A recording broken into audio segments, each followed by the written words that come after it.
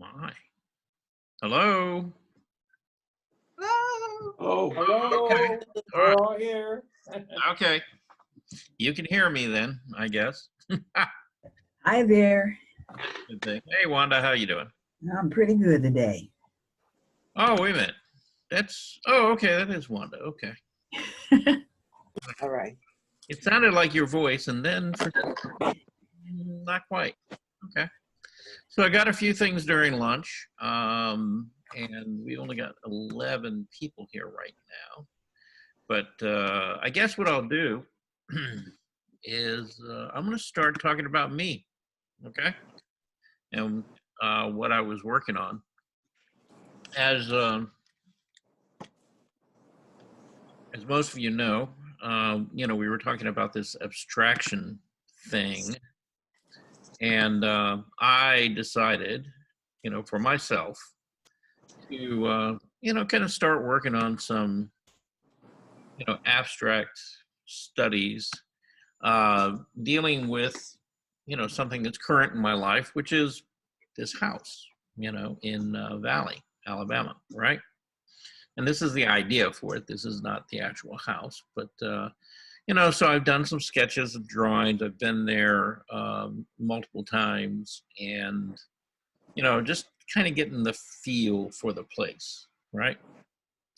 And I've done some interior drawings. Let's see what else. Did some drawings of the view from the back of the house. Looking off to the east toward the river. Did some drawings sitting outside, and that's more what it looks like right now. There's another view from, that back porch, maybe a little more finished drawing. And so, I've been spending some time there, and mainly what I've been trying to do is trying to capture or get a sense of how does it feel to be there? What is that place kind of like? And so, I started a series of paintings. And again, these are, I think they're about 10 by 10. And they're in a little like sketchbook. And so these are in acrylic. And that's one of the ones that I did earlier. And I think everybody's seen this before. But again, just simplifying, shapes, big blocky shapes. This is, I think I went a little too far. It's kind of abstract, but it's not really what you would call an abstract painting. So, I've gone a little bit further. I've done some drawings and developed, some different ideas. And so some of the different ideas that I developed were something more like this. Okay. And just picking up some of the shapes, some of the angles, playing with value, right? Here's another one along that same direction. Okay. Again, not really trying to create depth or anything in that regard, but just, looking at the shapes, dark and light patterns, things like that. And then probably one that I got, the furthest off from being a representational image would be something like that. Okay. Oh, there it is. Okay. Oh, can you see it? Yeah. Yeah, it's kind of a pyramid, triangle with squares and then a radius. Yeah. I like it. Yeah, and I was kind of liking where that was going, and I liked some of the ideas of all of them. So so then I went back and got a paintbrush and a little bit of paint out and did that. Okay. Oh, okay. Oh, yeah. So that's a little looser, okay, than some of the previous ones, and probably more what you would call painterly, right? But I think that one got pretty close to capturing what I was looking for as far as the feel of like a early morning, being there, watching the sun come up. And then from there, I kind of went to something more like that. Yeah, I like that too. Yeah, so that was going more back, again, simplification, but, still probably a little too representational, right? So I took that one and went a little further with it. Okay. Oh, okay. Mm-hmm.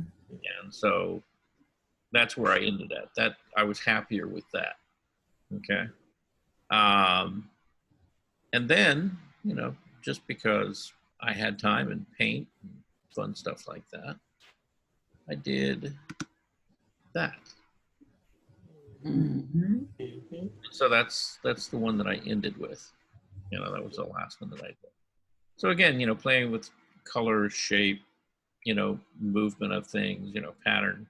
And I wasn't trying to be, I wasn't worried about, putting the houses and things in the right place, and I was just looking for shapes and patterns and things. But I was. This is the last one I did, and I was pretty happy with that one, and where it's going. Now again, these are like quick acrylic, little studies. And then if I wanted to take any one of these and go further, then I would probably go to a canvas, or a larger board, or, something a little more sizable, and then, work out a larger version. And of course, you're using this as a basic inspiration or a guide. You're not necessarily trying to copy it exactly, right? So in the abstract of it, Charles, it means that there should be hard shapes along with soft shapes to make it abstract? You could, Mhm. or it could be all soft shapes or all hard shapes. Okay. If you, if you begin to go back and look at some of the very early abstract painting, a lot of them, again, were kind of at this same place where they were talking about a particular subject. It could be a still life, could be a figure, anything else. And it still reminded you of that subject. So it wasn't totally unrecognizable. And yet it was very simplified. And Actually, some of those were harder shapes. Some of them were softer. They tended to want to contrast that hard, soft. actually, for me, most abstract is unrecognizable. Unrecognizable. Well, yeah, I think if you're talking about anything past about 1945, then they pretty much are not going to be in any way representation. Okay. But previous to that, you can still see, still lives, objects of some sort, or something reminiscent of an object. Okay. So it just depends on what period of abstraction you're talking about. And the earlier stuff was still really kind of tied to the world around people. Okay. As it got, further down the line, it got more and more away from representational imaging. Okay. Anybody got any comments about any of that? I like it. This is Bob. Yeah, I do. What I saw was you moving from the identity of the house uniquely, and then you expanded your horizon to the horizon. Basically, you went. The house is just in this last one. Your house is just a very minor piece of the whole action. Right. Yeah, because it became more about the place, not the specific house. Yeah. And about some of the things that I like about the place, and what I've noticed, or kind of discovered, is I actually like where I live now, and I think one of the reasons that attracted me to that house was that they have a similarity, and that's the fact that they both sit up on a hill and you have a view.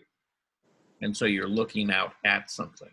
And so to me, it's sort of the outside environment is, to me, as important as what's inside the house itself.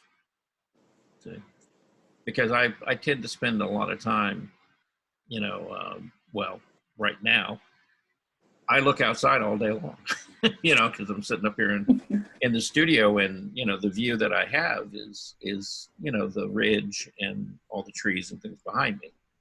At that house, if you go outside, or if you go to the back of the house, or even, really either end of the house, you're looking out and you've got a view.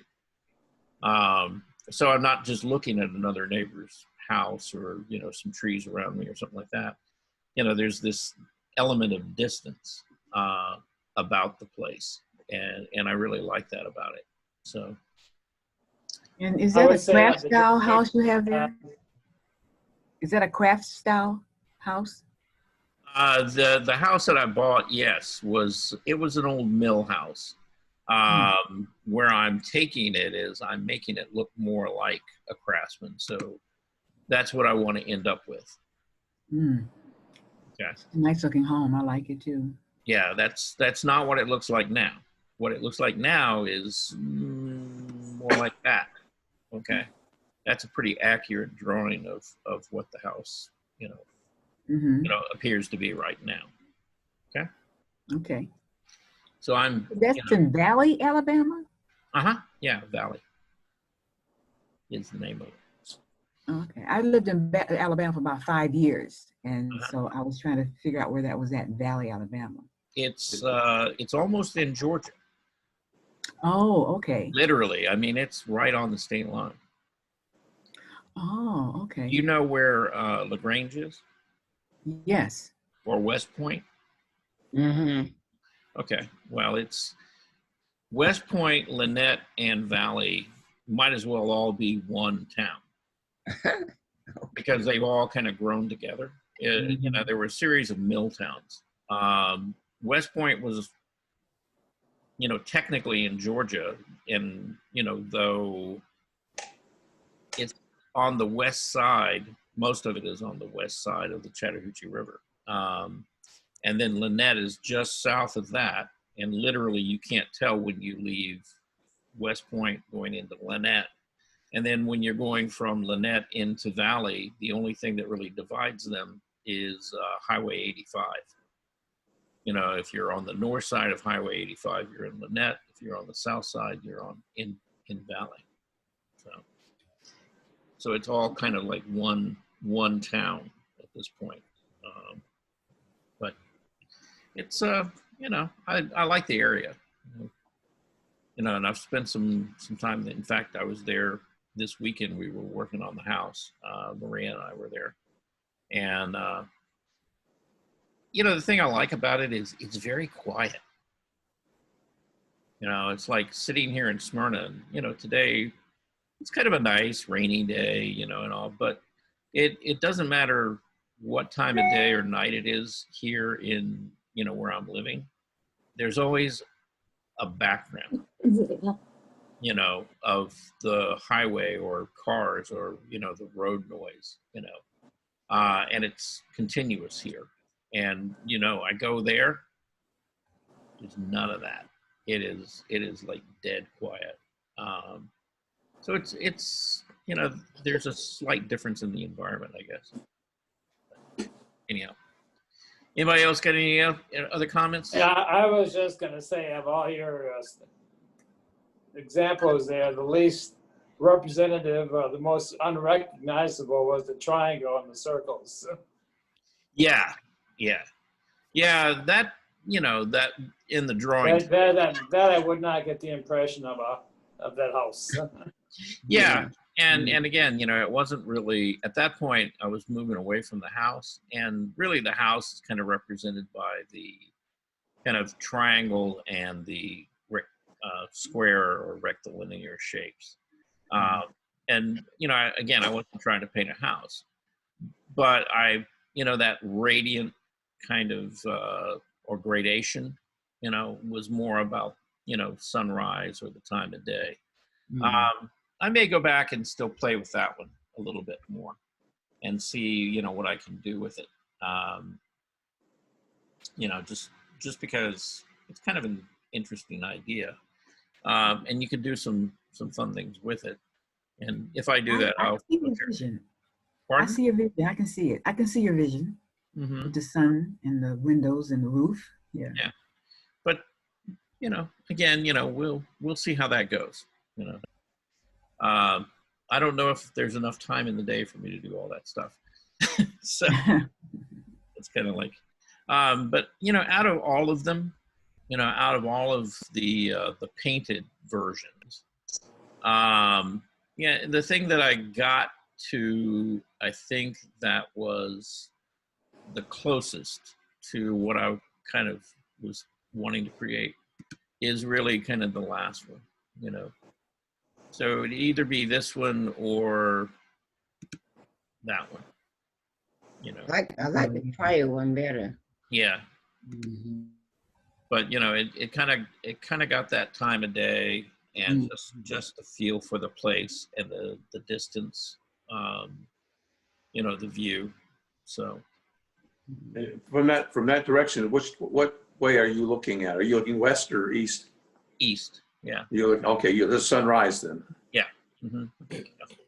Yeah, the west side of the house is actually the side where the driveway is, which is going to become the front of the house. Right now, it's the back of the house. It's going to become the front. So, and the other thing is you're kind of looking up the hill further from there, and it's basically trees back behind the house. So you really don't get a very good view of, say, the sunset, because you're looking, really into those trees there. So yeah, the more dramatic, more interesting part of the day is the morning, and you get more light there. So anyhow, so that was my little exercise. And I got on about 5 after. Did I already miss my name? Bernice? no, Okay. I haven't talked about anybody's work other than mine. Oh, okay, good. That's why I started with mine, so that, because we got 13 people now. So, We just talked about you, Bernice, not your work. Oh, well, we could talk about Bernice while she's here if you want. Anybody got anything to say about Bernice? While she is the subject of the moment. In front of her face? In front of her face. Yeah, right. right.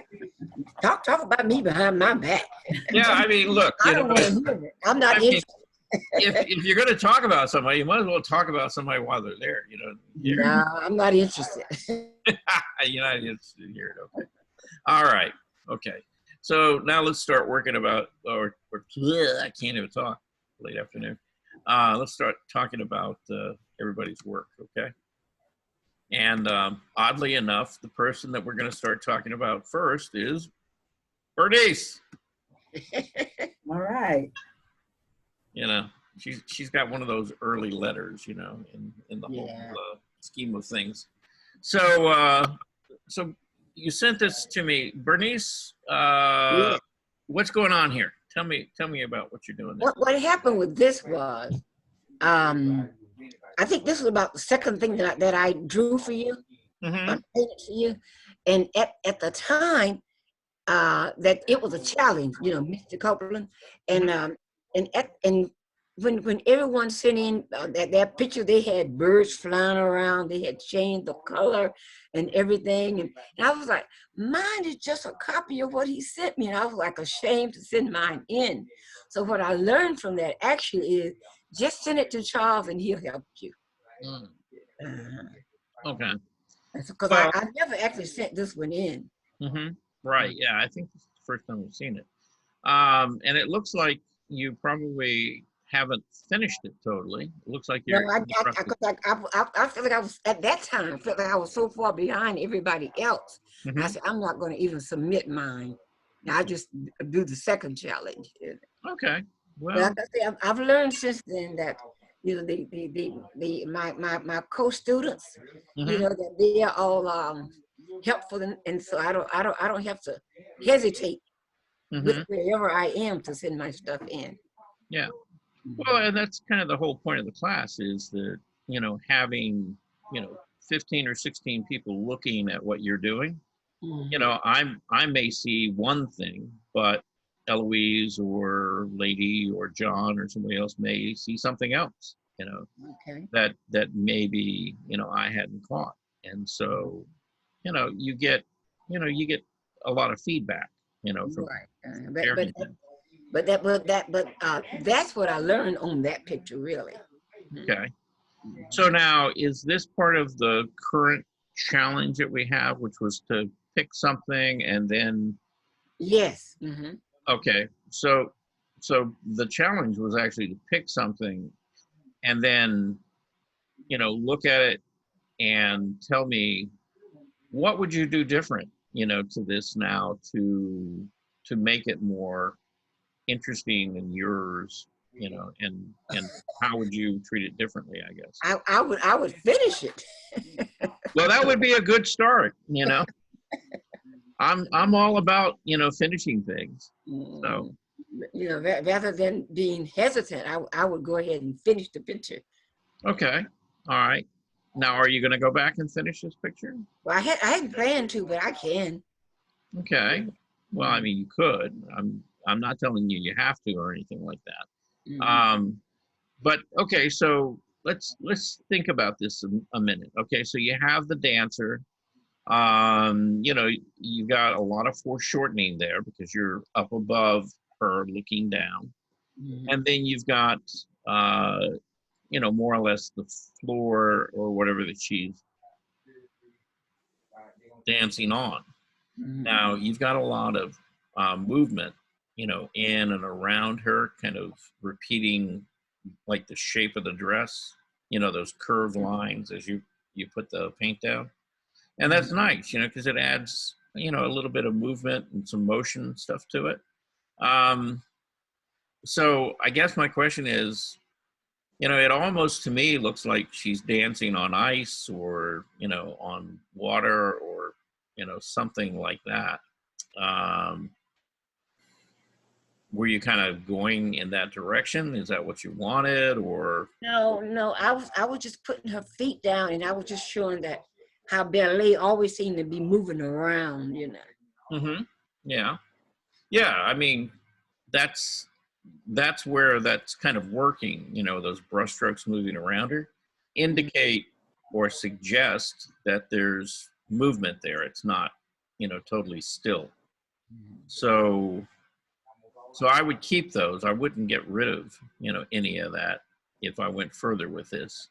The one thing I would say is, you know, looking at the reference, for this, try to figure out what's in light and what's in shadow and where the light is coming from, and try to indicate that, because right now, you've got all the shapes down there, but you haven't really started making any like forms Okay. because you don't really have a lot of contrast as far as light and shadow side. Okay.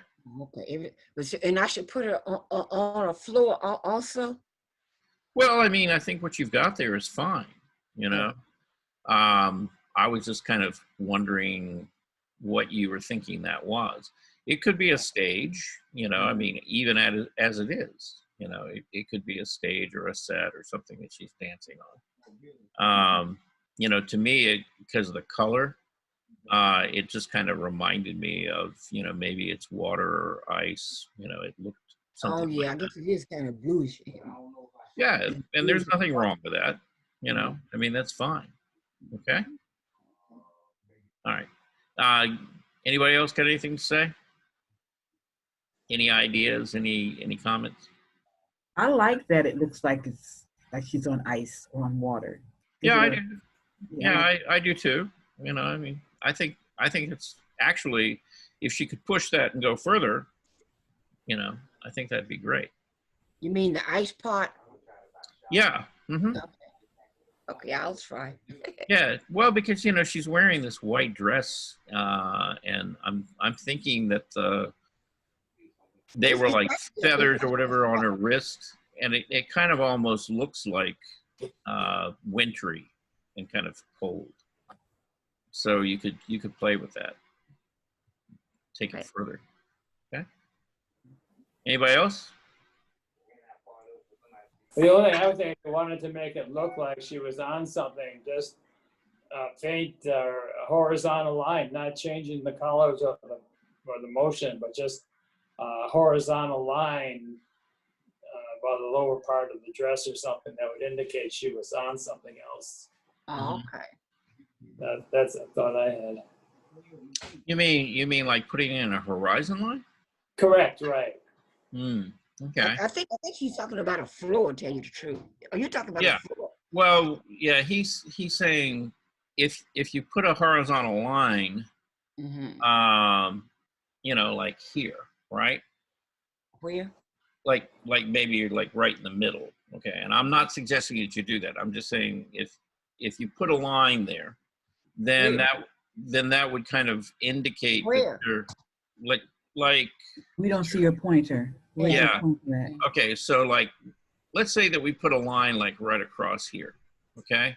Okay. Then all of a sudden, you know, it takes that background area and it lays it down, right? So that it begins to have a horizon line, you know, or an eye level. Now, if you do that and you put that, then that lowers our eye level down to where she is. And okay, all of a sudden, maybe she's tipped forward. As it is now, it's like we're up above her looking down. So I don't know, you know, But you know, when you discuss the picture, when people start saying that stuff in, the picture was taken from up above her looking down. it was. Yeah. Okay. Yeah. And so, you know, my thought is I'm okay with it not having a horizon line because Mhm. not having a horizon line there actually makes us think more like we are up above her looking down. If you put a horizon line in there, then all of a sudden, you know, we're not, or not as high above her. So you know, I'd be kind of careful with that. All righty. You know, if And that's what I was thinking. It would anchor her down.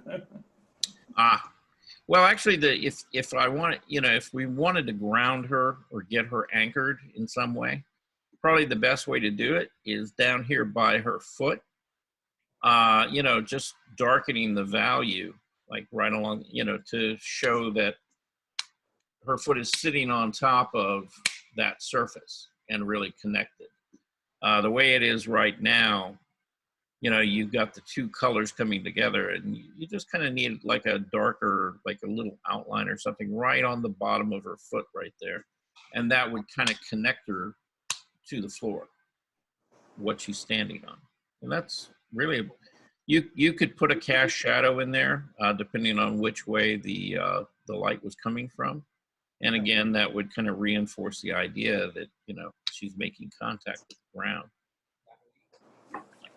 And that would be, I think, a better solution than putting a horizon line in there. You know, if I did put any kind of like a horizon or anything in there, it would be way up here, and I wouldn't do it straight across. I would kind of angle it just here in the corner or something like that, just so it's almost off the canvas. Oh, okay. And again, you know, that's going to help keep us up above her, looking down. Okay. Okay. Anybody else? Any thoughts? Come on. I know you guys had lunch. It's not time for a nap yet. No, darn. No? Yeah. We can take a nap at like, you know, what, about 3:30, 4 o'clock, something like that. Mhm. I do like the colors, though, Bernice. I like that aqua coloring. It's very nice. Mm-hmm. All right. Okay, Bernice, we're going to move on. We're going to talk about your next piece. We talked about this the other day. Bernice did this. Ooh, Uh, la. yeah, that was a little shocking for Bernice. I really, Yeah. Oh my yeah, gosh. yeah. But then I saw what Bernice basically, got inspired to do this by, and it was an interesting story and kind of process behind it.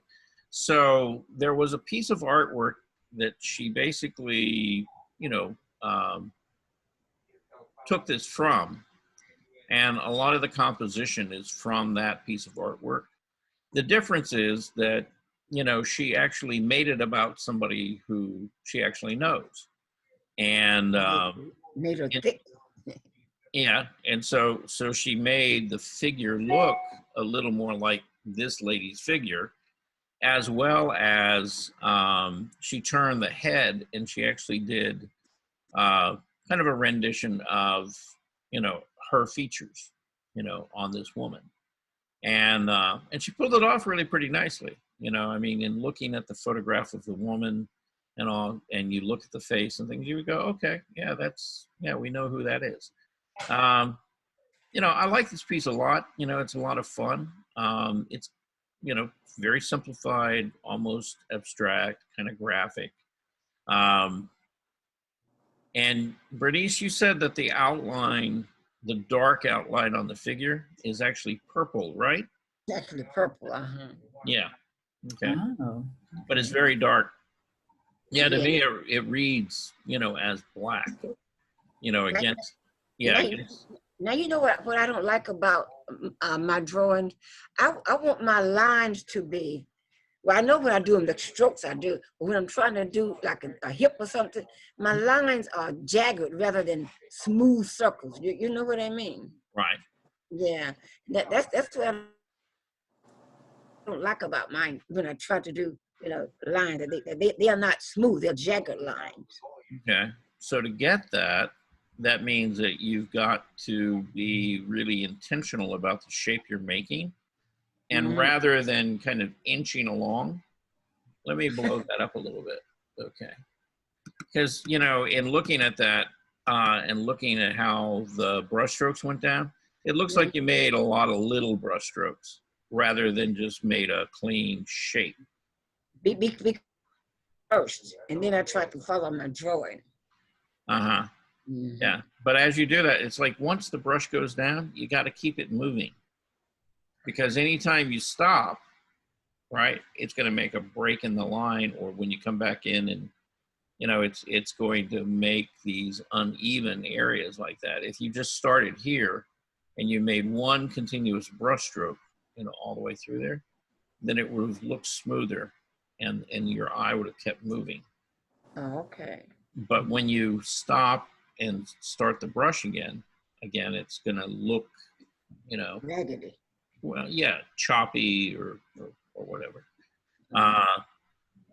And that's the thing, it's you gotta, it's like in drawing the figure.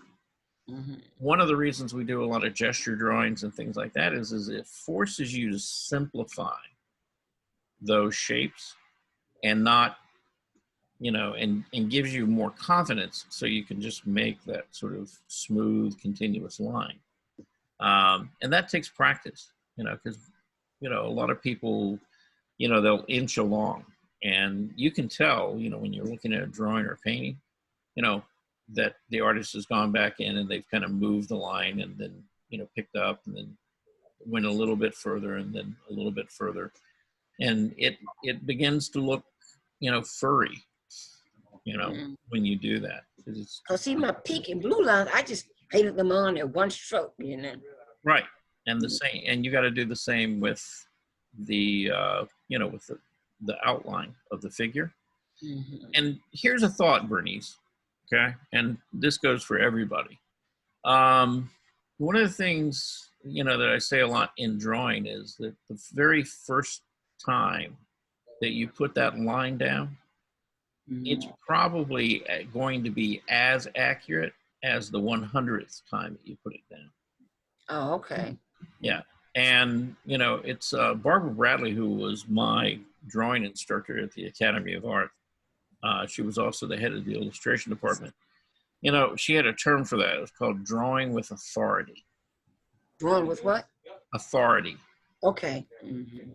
And so if you as an artist, you know, kind of look in like that line down the back, you know, and you just kind of lay a line down there, in the end, when somebody else is looking at that drawing and they just see that continuous mark, you know, they're not going to question that. You know, they're just going to like, okay, yeah, that's what they saw. And there was, you know, the line down the center of the back.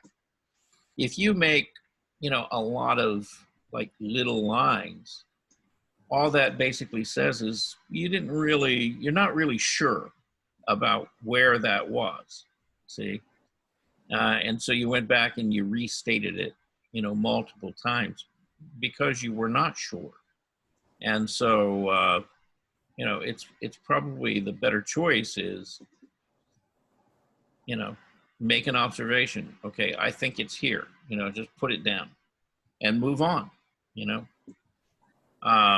You know, and if it's not perfect, guess what? Nobody's going to know. It's still my original. Right. What I like about this picture is because all the different strokes you have going around it in the lavender and the blues, it sort of connects with how you have the dark shape of her body doing the same thing. Mhm. And to me, it goes together. Yeah, some of them seem. I agree there. I think that in this case, the jagged line works well because it's an ample figure, and it almost adds to the motion of the figure, maybe flesh jiggling a little bit in the motion. Okay. Well, I didn't see the jiggling, John. That's what I see where your mind is at. So Jiggling flesh. There we go. All right. Yeah. So that's okay. You know, we can it's talk a about nice piece. It's a nice piece, Bernice. I like it a lot. it. It is. Yeah. Thank you. Yeah. I like, you know, the thing I like the most about it, Bernice, was that you took an idea like that and you made it very personal, you know, because you made it about somebody that you actually know. And that's, you know, that can be a scary thing, you know, as a challenge just in itself. And so you handled that really well. So did you, Bernice, I asked you not to show that picture of me. Oh, I forgot. yeah. Is somebody modeling there for? Okay. Yeah. All right, Wanda. Just joking. Uh-huh. Okay. But you know, Bernice just said when you were showing your houses that to her, all abstracts are distorted. This is an abstract, Bernice. Mm-hmm. Yeah. Where's I mean, does it look distorted to you? Just the lines, but no. Okay. So all abstracts are not distorted to you. Oh, I see where you're going. Thank you. All right. Like Bernice. Yeah. She's fun. Yeah. Well, they can be, you know, they don't have to be. Right. They don't have to be. Yeah. But I mean, as far as her, if you want to talk about this in terms of a figure drawing, you know, I mean, those are pretty credible proportions, you know, to a woman's body, you know. Right. Now, you know, I mean, women's bodies, I mean, you know, they come in all sizes, shapes, and forms, right? Just like men. Right. You know, but when you look at this particular, you know, painting or drawing, you know, I mean, that feels like, okay, yeah, that feels like a woman's body. It's not, you know, it's not like you're looking at it and you don't understand what it is. So, anyhow, anybody got any more comments about that? Going once, going twice. Okay. We're going to move on. We're going to talk about Eloise. So Eloise sent me this, and I want to blow it up because it's a small picture. And I'm guessing, Eloise, that this is your reference, right? Yes, Yeah. it is. Okay. And was this the landscape you were talking about doing the other day? No, no. No. This is a picture I did 5 or 6 years ago. A Okay. cousin sent it to me from someplace. He lives in California, so he saw it and thought it was interesting. And I asked people to send me pictures sometimes. So Mhm. I didn't quite get it. So top heavy. So that's why I sent the original picture so that you Mhm. see where I was trying to start from.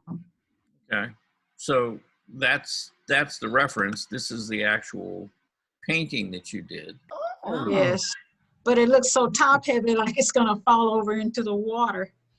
Well, actually, the actual tree looked like it was going to fall over into the water anyway. Yeah.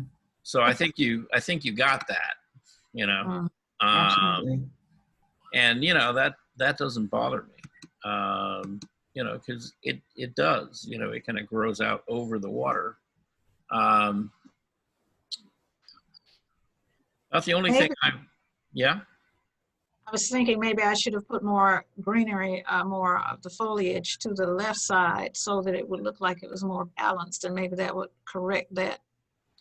Yeah, but in the actual tree itself, it wasn't. So I think where you've got the greenery, stuff like that, yeah, I think you're fine. And it doesn't have to be balanced. Trees often are not, which may be why this is leaning over, the water like that. But old oak trees and stuff, they do that. They'll kind of grow in all kinds of funny directions.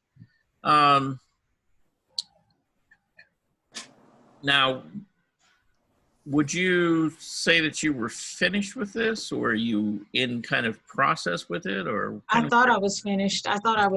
So it's just one that you told us to look at something that we thought Mhm. might, I guess, be different. Yeah. And as long as every time I look at that painting, it looks like it's off balance. But I agree that some trees just grow like that. I hear. Yeah, and I think if you tried to make it look balanced, it would kind of make the painting a little more boring and not real interesting. The fact that it does lean out over the water like that, and that it does kind of move across the canvas diagonally, I think is really kind of the key and kind of interesting point, to the whole composition of the painting. If so, now that you've done this, and you said that you had done this about 5 years ago or so, if you were going to do it again, what would you make different about it? Well, since my brain tells me that it's going to topple over and it's not growing like that for real, I would probably stand it up a little straighter, or maybe put a big boulder in front of it so it won't fall in the water. I don't know. Okay. Yeah, because looking at it, your eyes go right to the tree, and you can sort of like feel it going to fall over. Mm-hmm. Yeah. Can we see the inspiration picture again, Sure. please? Yeah. But you see, that's the thing I like about it, is that it does Yeah. look like it's going to fall over, and this one does as well. Yeah, Mhm. that's what I thought. It Yeah, looks like yeah. it's going to fall over, Hmm. and that's the beauty of the tree. And you did a good job. You captured it, yes. Yeah, you captured it. Thank you. Okay. So I guess as an would-be artist, you don't have to capture, you don't have to agree with what reality is, I guess. You just have to, whatever the viewer sees, if it's appealing to the viewer, I guess it's okay, right? Say that So- again, because you were breaking up. I didn't. Yeah, you Okay, went a little bit, but yeah, I think I got the gist of what you were saying. And I guess the way I would answer that is, the main thing is you got to make yourself happy. You as an artist.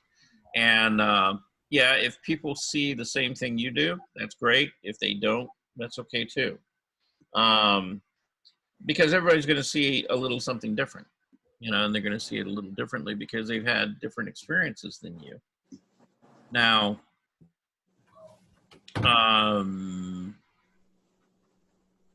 as far as I guess it gets into that question of, who are you trying to make happy, while you're painting, and are you trying to make yourself satisfied, or are you trying to satisfy an audience?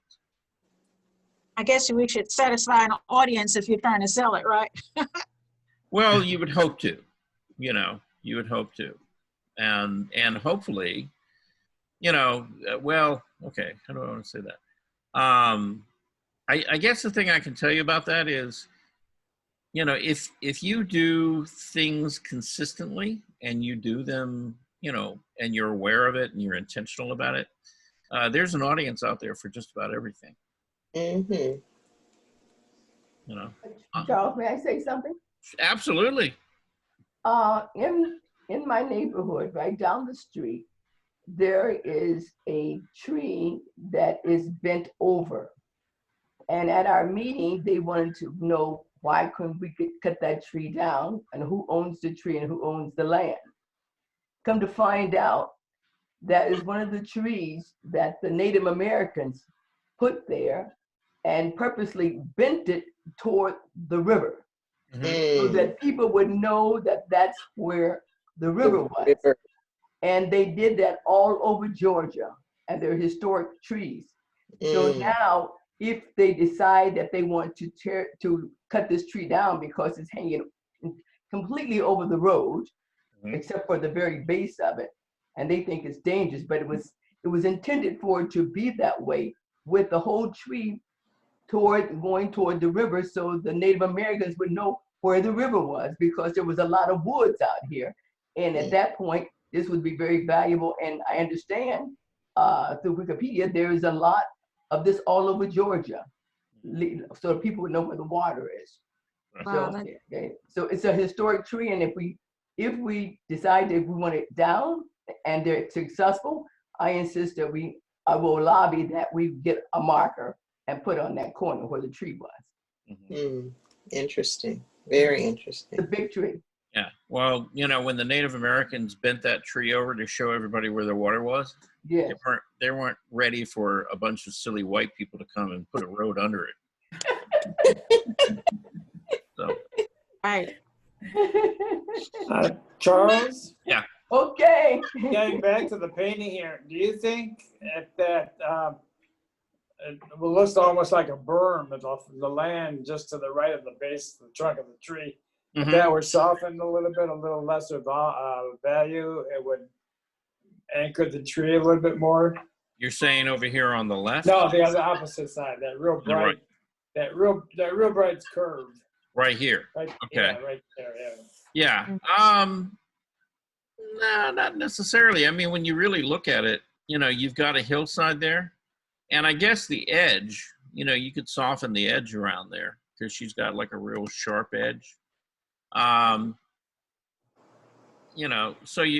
and softening that back would make it less prominent, which means that you would keep more focus on this part of the tree. And the reason that you get, that your eye is drawn right there is because, one, it's a very sharp edge. And number two is, you've got a big contrast in the value, something that's mid-tone to light, that's next to or up against something that's mid-tone to dark. So you could either lower the value contrast, and or soften the edge a little bit back there if you wanted to push that back. Whether it would help the tree not feel like it's going to fall over, I don't know that it would do anything, in that regard. But again, I'm okay with the tree falling over. It It probably won't. that's It kind probably of won't. yeah, that's kind of the interesting part of the painting is that it is one of these old trees that kind of leaned over, and and it looks like it could come down any minute. And I lived in California for a long time, and there are these live oaks out there, and they do that. They will twist and turn and go all kind of different directions. and they're really, really interesting trees. And they're not necessarily like real tall, you know, they just kind of spread out like that. So, Like down near the swamp down near Okie, they have a lot of those trees there that do all sorts of artistic things. yeah. So I have another question for Eloise. Okay. So when you were painting this, you said 5 years ago? Yes. Okay, so was your intention to paint it to sell it or paint it to enjoy it? So he liked the picture, and so I was painting it to give it back to him. Oh, as a gift? Yes. Mhm. Okay. Because, you know, you said that you paint according to the market. I mean, I would buy that because it's so different. You know, it's different. It's beautiful because it's not a straight up and down tree. That tree has character and soul. And, you know, it's reaching for the sky, reaching for the land, and maybe it wants to be in the water. Oh, That you don't see that? maybe it could be. I never thought of that. Well, if you So- look a lot of time, plants do make their way and lean Right. toward the water source. Yeah. It's Right. going where nature wants it to go. Yes. Yeah. So Eloise, I guess all I can say to all of that is if you haven't given him the painting already, then you've got somebody who Oh, okay. I've got a buyer.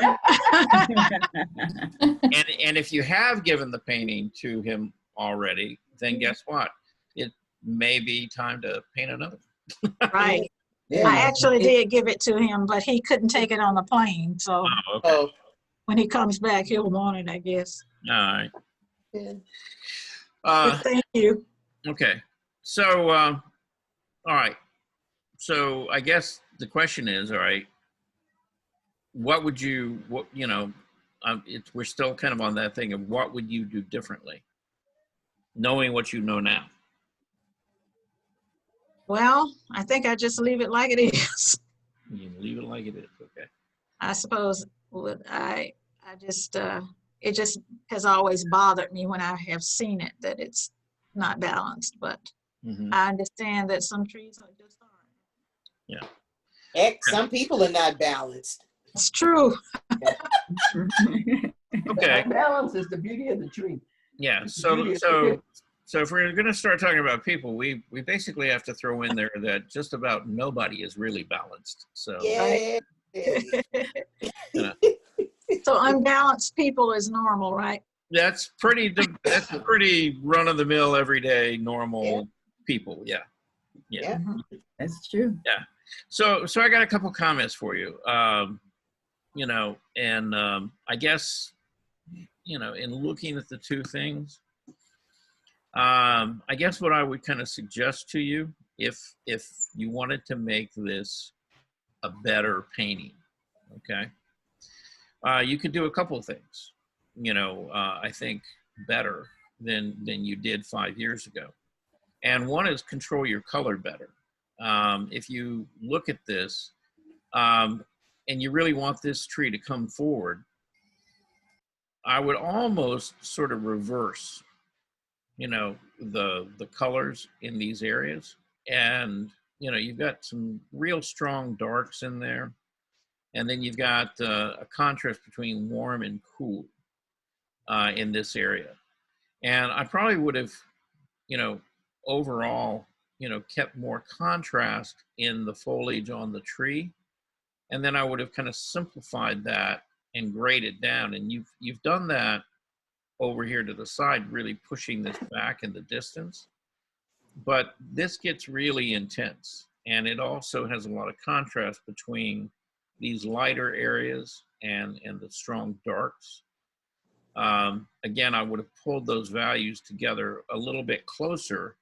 So, you know, you can have a bit of contrast there, but if you go too far, then it becomes kind of a focal point, of which in this painting it really does, because of the hard edge here, the contrast in value, and then also the intensity of the color and the contrast in this area.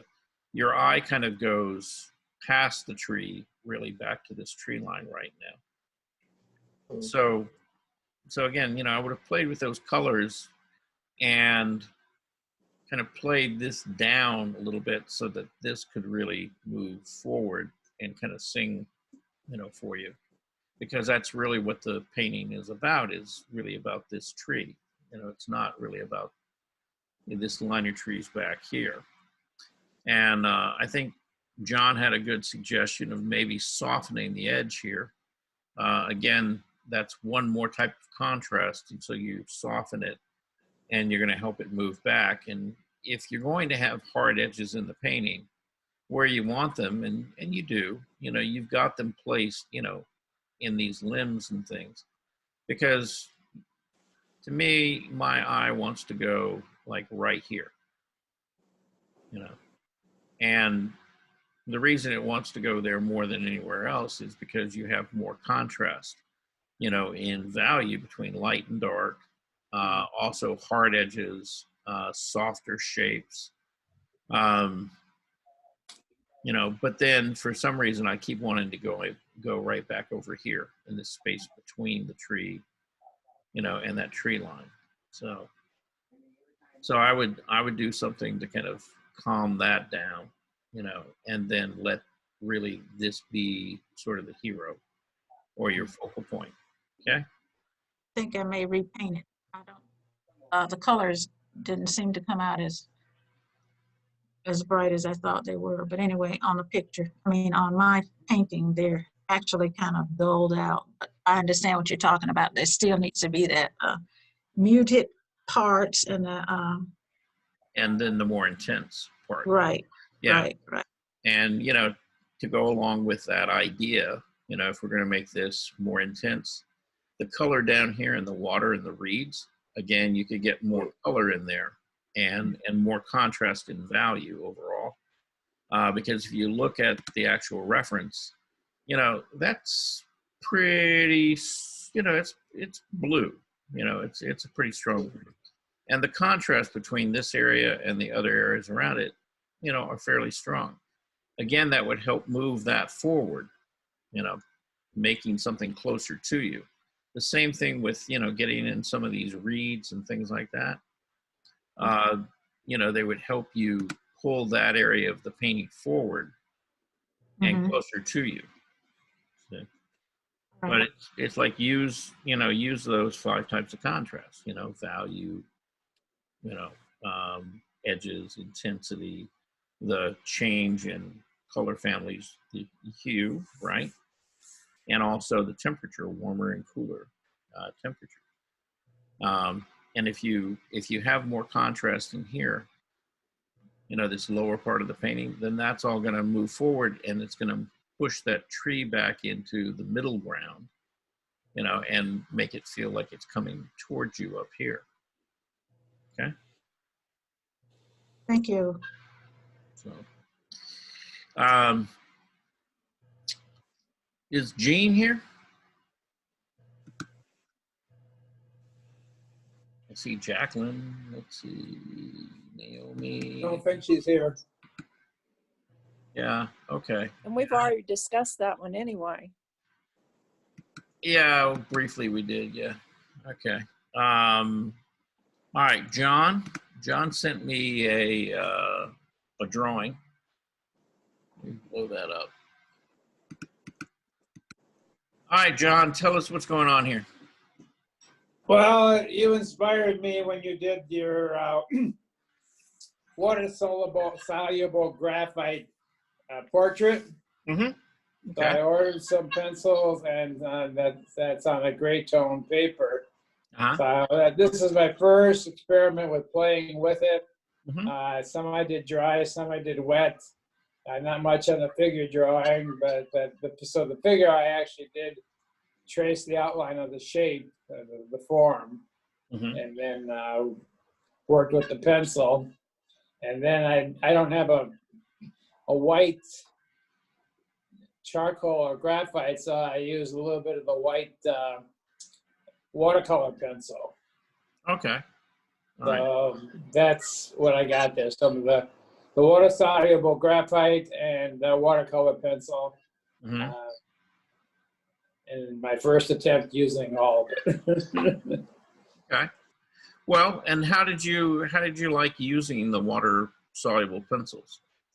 I had difficulty actually initially laying down the values. Do you use more of the point, or the point didn't seem to work? It's like I had to lay it on its side a little bit. So I'm not real ample with how to work and handle the pencil themselves to get the values that I'm looking for. Okay. Well, the great thing about watercolor, those water soluble pencils is, if you lay a little bit down and then you wet it, and it's not dark enough, you just let that dry and go back and rework that area. Well, that's what I ended up doing. I had wet it, and then I went back with the pencil again. Yeah, and just keep building it up until you get it, the value that you want. You can really get it quite dark. In fact, if you're not real careful, when you first start off, and I've been guilty of this. I get a little too much pencil down there, and it gets darker than I wanted, and then I have to kind of pull back and lift some of the pencil back out of it again. But yeah, I did come back with the eraser a little bit, and try to get some of the highlight, the midtones. Mm-hmm. Okay. Yeah. I mean, I guess if I were going to do a drawing like that, I guess what I would kind of recommend is that, I don't know how dark that fabric was, but, I would wet the whole thing down at first and just get a general value. And then if I wanted to lift out a couple of highlights, along some of the folds or something like that, I would do that. And then if you needed to push some darker shadows, just lay more pencil in those areas to define those folds. But I would kind of treat it all as a solid value first. And I see. Okay.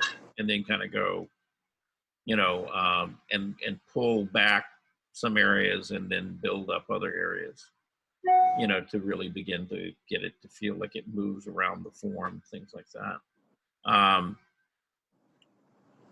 Because I think right now what you've got there is, you've got a lot of different values, and they're kind of what we would call spotty, Right. A dark value here, dark value there, they're just kind of, random and all over the place. And if you just unified that and simplified it, it would actually draw your attention back up here really where you want it. Okay. Mm-hmm. Okay. Okay. See, that's one of the things you have to think about while you're painting and drawing. You can get into, rendering and really kind of messing with and noodling, a lot of little areas in a painting. But in the end, it's like you've got to decide where it is that I want somebody to focus. And that's where you want to put all your effort in rendering, things like that. And just like abstracting everything outside of that. Mm-hmm.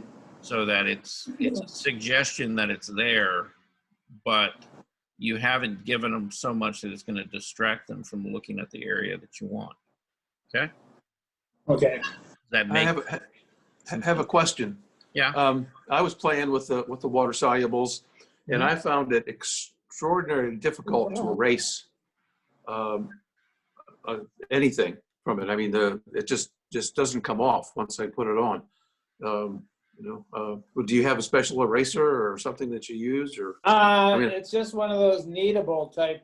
Okay, well, I've got a kneaded eraser and a mono zero and all kinds of stuff, and just nothing would take it off. Huh. It may be the type of paper that you're working on, Bob. Well, I started with Strathmore 500 vellum, Bristol Okay. vellum, Yeah. which is very toothy. Then I backed up to a 300 Stratham, Strathmore vellum, and it's still difficult. Hmm. But anyway, Yeah. This is 184 and it's a gray tone paper, so Yeah. So he went back in and added his whites in on top of it. uh, Usually when I'm trying to lift out, from a drawing where I've used that water soluble pencil, I'll use one of these. Can you see that? It's Yeah. it's a little electric eraser. oh, a little electric one. Okay, it's And got kind of white uh-huh. eraser material. Okay, Yeah. it's got like the Mono Zero, I think. Okay. Yeah. Yeah. There's maybe this worked because I didn't have too much actual of the graphite laid out on the paper. but when you erase, make absolutely sure that it's totally dry. Okay. Don't try to go back in and lift or erase when the paper is wet. Otherwise, you'll end up tearing out the surface. Absolutely, I know that. I learned that. Okay. Yeah. You learn pretty quickly doing stuff like that. So yeah, you gotta be patient with it sometimes. And if you can't get it all the way back out to white, that's fine. That's why they make pieces of pastel, and in your case, John, because you didn't have a piece of pastel, you can use like a Prismacolor pencil. It's not going to get as bright and white as like a piece of pastel chalk. But the other thing that you could use is you could use some of that China white or white gouache. Okay, right. Get it for a highlight. I was hesitant to actually take any watercolor itself on it. That's why I wanted to stay with the pencil. Yeah. And try But, the white watercolor pencil. But, yeah, but if you've got like that China white, yeah, I do have China white. Yeah. yeah, you could try that. Now it's not as opaque as say the gouache. Right. The white gouache is just about totally opaque, and as long as you use it, pretty straight and don't really water it down, too much, you're not going to get anything bleeding through on it. It's just going to cover real nicely. You kind of knock it in there and done deal. Well, that's what I thought. My next step, I'd try something with adding some of the watercolor paints and adding color to make it a mixed pencil and watercolor. Yeah, somebody asked me about that actually, and if you're going to go back over it with color, right? Right. One of the problems with the watercolor pencil is that it's water soluble. Right. And so if you're going to put color over it, then you want to really fix it really well before you start doing that. And Okay. and the thing I've been more successful with, and you can't use watercolor over it. You have to use acrylic. Oh, really? Okay. Well, when you do what I'm recommending, which is to take that clear acrylic spray, Right. spray the piece down, let it dry totally, and then you can go back over with some transparent layers of acrylic over it. Okay. The problem with working with watercolor over a water soluble media is that once the paper starts getting wet, that stuff's It's gonna moving affect around. the other one. Yeah. So I would always seal it, and I like the look of it, and so I've used it a couple of times where I've used the watercolor or the water soluble pencils, and then I've gone over it with like a clear acrylic spray, and then I'll use oil paint over it. I see. As a transparent, because oil and water doesn't mix, and Right. and even if the thinner, soaked through the acrylic down to the canvas or whatever that I was working on, it really wouldn't move it around because it's not breaking it down like water would. Okay. Then you sent this in, Yeah, that's one of the first things I did at the beginning of the year when I first started doing watercolors. Hmm. It's probably like the third or fourth piece I ever did. Yeah. And that's one of my, if I had to do it over, what would I do? I think I need a little bit more definition, or like a horizon line for the water and the sky, and maybe even a little more prominent in the front, like you're talking with Eloise, to get the sense of depth. Yeah. That was, I Yeah. like that. Yeah, I was going to say, basically what you've got there, as Uh-huh. far as getting the distance and the depth, already works. Okay, So okay. I don't know about adding the horizon line. I think the more you mess around back there, the less far away it's going to look. I think there's enough there to tell you that that's moving back in the distance. I do See, agree with so when you. I look, I don't see it that it's water and sky. I just see it like it's maybe all sky and that's the hill. Well, but if you live along the ocean, and there's sometimes that you'll go out there and you don't see a horizon line. They do actually. That's true. That's true. Yeah. I mean, they will just actually, kind Right. of blend right together like that. I do agree with you about, adding, more emphasis and detail up here. Mhm.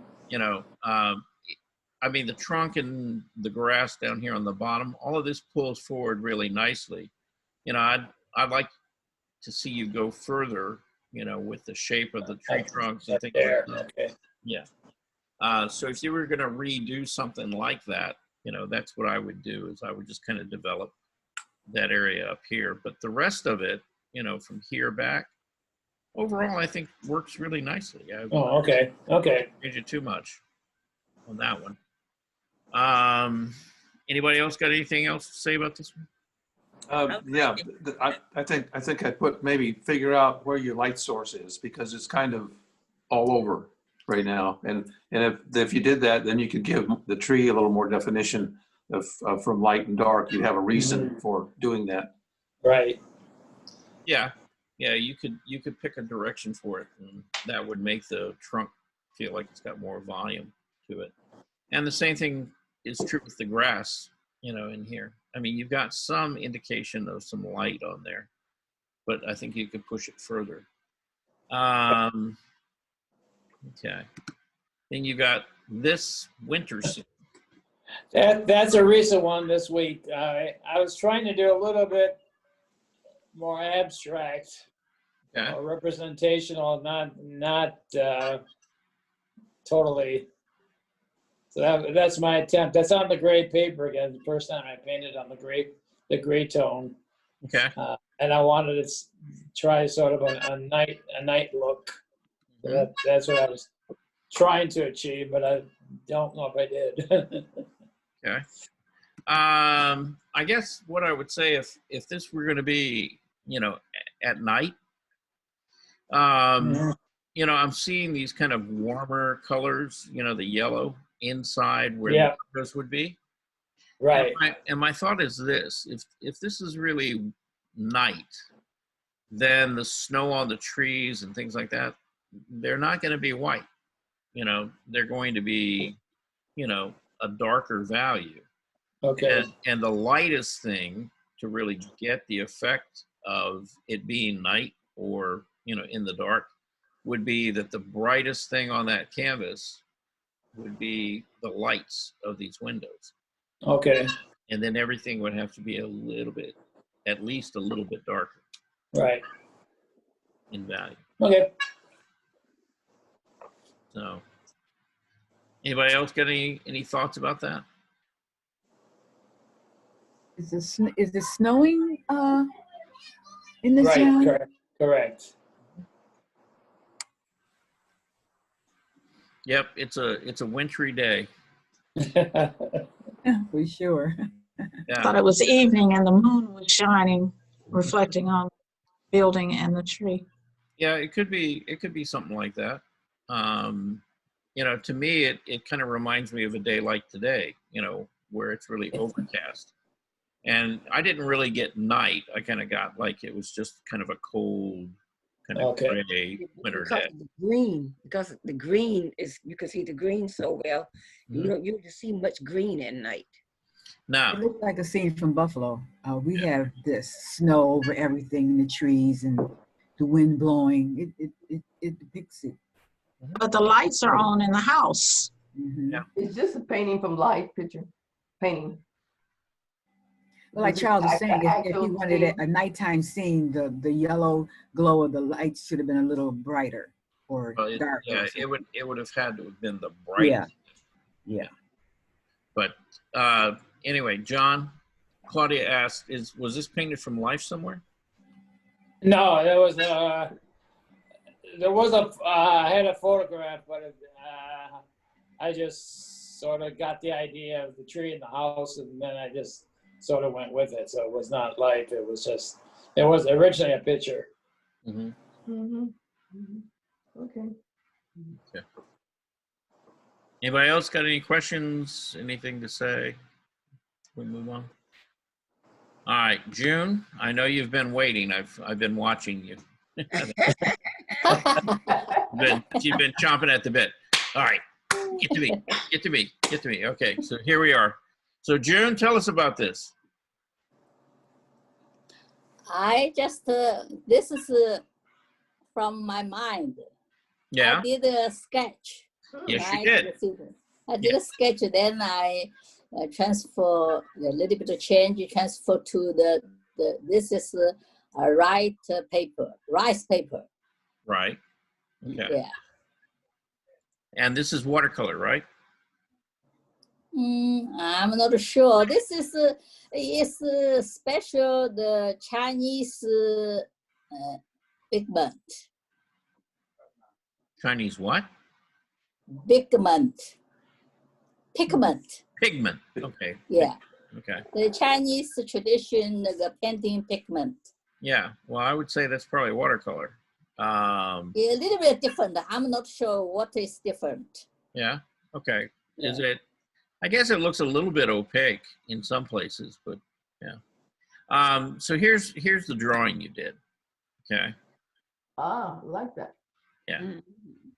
Yeah. And I guess what I would say in looking at the drawing and then looking at the painting Mhm. is that to me the drawing is a little clearer Mhm. as to what's going on. Okay. Mhm. And in the painting, I guess to me, in looking at, the color and the value up here, is probably a little too strong. It needs to be softer so that feels further away. And then your contrast up here would make all of that move forward, right? Does that make sense? Yeah. Yeah. Because, you've got something that's very close to almost like black.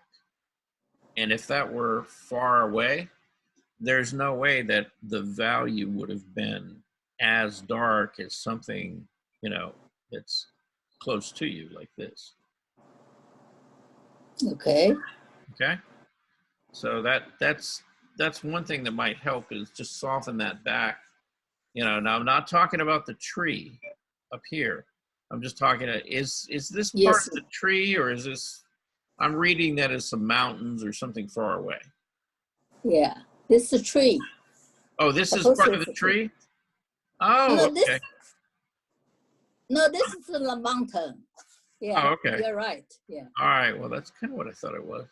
Yeah. All right. Yeah. So I just soften those down, and then I'd let the tree, What the color trees up would you here. make the mountain?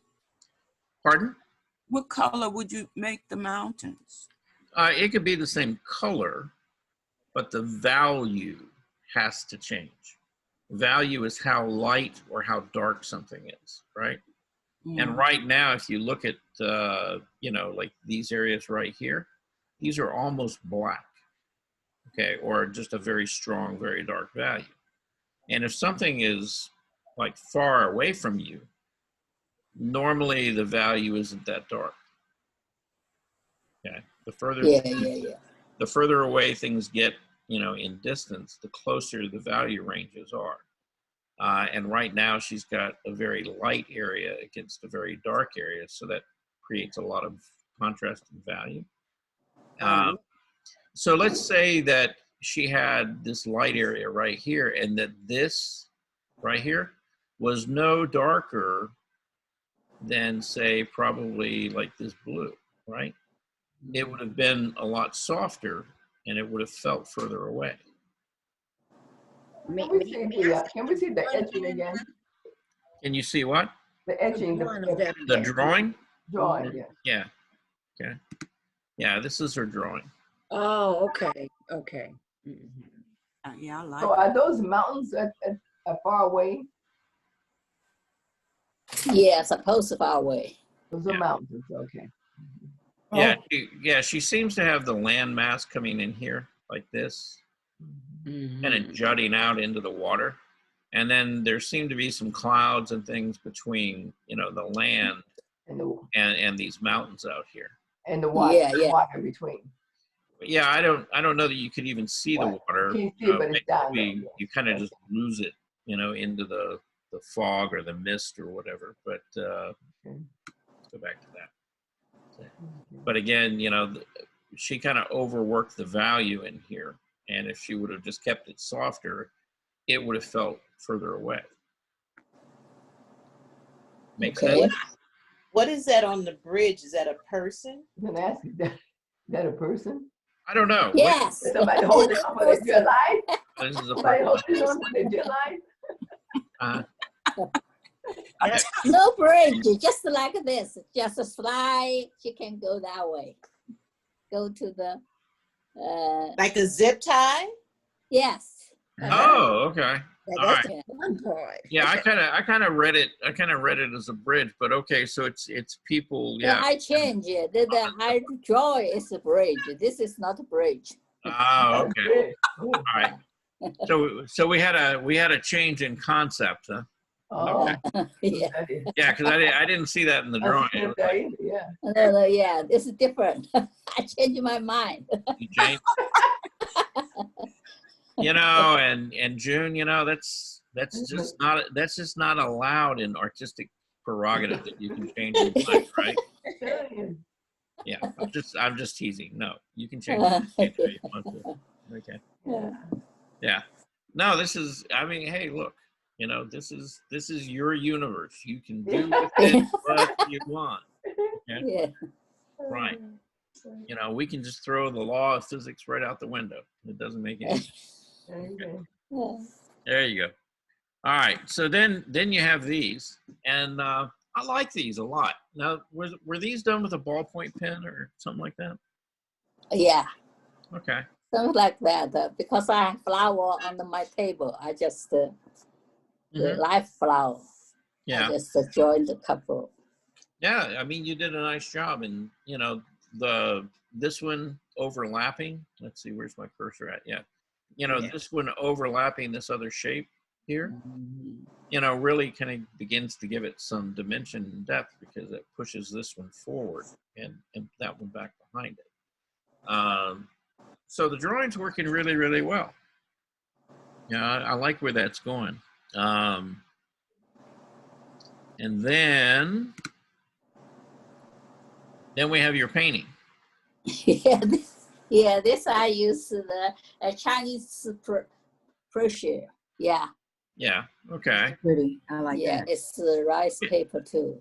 Yeah, it is. It's pretty, but in looking at your drawing and looking at your painting, I really like the fact that you've got the 4 flowers there, and that you've got one, some moving forward and some sitting behind, and you don't have that, in your painting. Yes, here don't have it. Right. I got it. Yeah. Yeah. So yeah, I would have suggested you stick with what you had. Did you do the drawing first, or did you do the drawing afterward? I did the drawing first. Okay. Yeah. Yeah. So why you eliminated, the 2 flowers, I don't know. I'm But- lazy. You're lazy? Okay. All right. Here's an idea, though. Okay. Again, because you did 2 flowers, and we were talking about that. Actually, I think Bob brought it up this morning. Normally, when you're trying to design a composition, they tell you to kind of work in odd numbers.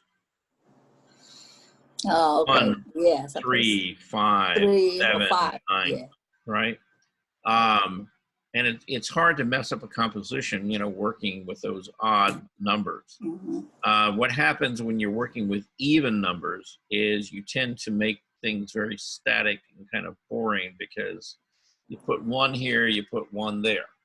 Okay, you put 1 here, you put 1 there, you put 1 there, and it just kind of flattens things out most times. But if you're working with 3, most of the time, even if you lined them up 1, 2, 3, it's not as static as if you just put 2 there, and you've got 1 on the left and the right. So the thing that makes or helps with the drawing here is it's like she's got 3 flowers, right? 4. I know. Okay. So 1, 2, 3, very clear flowers, right? But then she's added a 4th one, and she's got it in here, and she's broke it over in front of the other one, so that this holds together really as 1 element, 2 elements, 3 elements. I see. Okay. So in fact, it is 3. 3. Okay. I got it. Yeah, it's 4 individual flowers, but it's really 3 separate shapes. Okay, or 3 up there. It's 1, 2, 3. Okay. 3. So yeah, just think about that when you're doing. Okay. All right, and then we have this piece. All right, so what's going on with this? Oh, this is Gables Garden. It's what garden? Gables? Gables Garden. Okay, I don't know where that is, June. Oh, no. Maybe, let me see. The Gibbs Gardens, maybe? Yeah, Gables Garden. Oh, Gibbs Garden. No. Yeah. Okay. All right. Yeah, that's way north of here, like north of Alpharetta. Yeah. What is it, like Big Canoe or something like that? Yeah, close to Big Canoe. Yeah. Yes. Yeah, I've been out there once or twice. Yeah, that's a beautiful place to go. Yeah. Yeah, it's very nice. Yeah, they won't let you paint out there. Oh. No. Yeah, nobody. Yeah, I didn't see anybody paint. Oh, No. Nobody can allow Yeah. to paint over there. Okay. Yeah, they won't allow you to set up a paint box and paint out there, which is really too bad. It's a beautiful garden. It's got beautiful areas. And I don't know exactly why that is, but they've got a lady who I guess sells her paintings in the gift shop. Yeah. So I don't know. No competition. Oh yeah, they just don't want any competition for it or something. I have no idea. But they've got actually a long time ago I was out there, and they had the Japanese garden that was kind of really nicely put together and in full bloom at the time, and it was beautiful. The next time I went back, the garden, they were working on it or something. They had it all closed off and you couldn't get to it. But that's actually one of the most beautiful places you can go around the area if you haven't been out there before. Yeah, It's, we sponsored a trip in Vincent. We sponsored a trip. We went out there a Mhm. couple of times. yeah, the hiking group Years went out ago. there, didn't they? Yeah, a couple of years. Yeah, they have Photography class. And Mhm. Okay. Are you allowed to take pictures, photos? yes. Yeah, you Yeah. can. Yeah, you can take You pictures. can take any. Yeah, you just can't go out there and paint, Mhm. which I thought was crazy and weird, but okay. It's a big place. Yeah. Yeah, I mean, I went out and I took photos out there. I didn't draw because, you know, they said you can't paint. And I figured if I was standing around drawing, you know, somebody might come snatch me and kick me out of there. So, so yeah, I didn't want to break their rules or anything like that. But it was a nice outing though, very nice. Yeah. Did you go, what time of year did you go? It was in the summer. Summer. After spring, it was warm. Yeah. A lot Yeah. of flowers were still in bloom. Okay. Yeah. Usually late spring and autumn are great times to go out there. Yeah. They supposedly have one of the largest jonquil different varieties in the world. Mhm. Well, they have a lot out there, I tell you. And you had to almost go every season to see the new flowers that would bloom according to season. Yeah. Yeah. It's just a really beautiful property.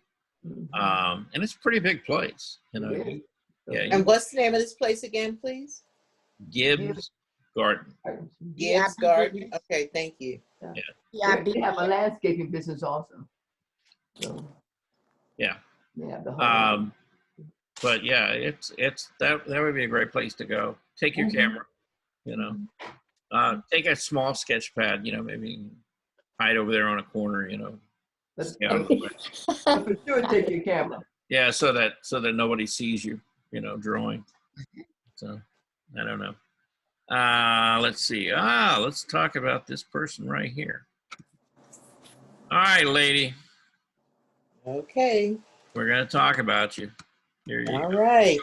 So tell us what's going on here with these guys? Yeah. This is one of my latest pieces, and it's entitled Three Wise Women. Mm-hmm. And their names are Frankie, Goldie, and Myrtle. You know, Okay. little play on the three wise men bringing frankincense, gold, and myrrh. Okay. Oh, okay. Okay, and so what it is, again, my favorite medium is the cardboard fabric bolts. Mhm. And this time I wrapped it in a current newspaper. Okay. And so it's wrapped in newspaper, and the golden part, and it's really reddish gold. The circles Mm-hmm. are all wallpaper. The headdress on the centerpiece is a piece of wallpaper also that I just I traced and cut out to have like the feathers.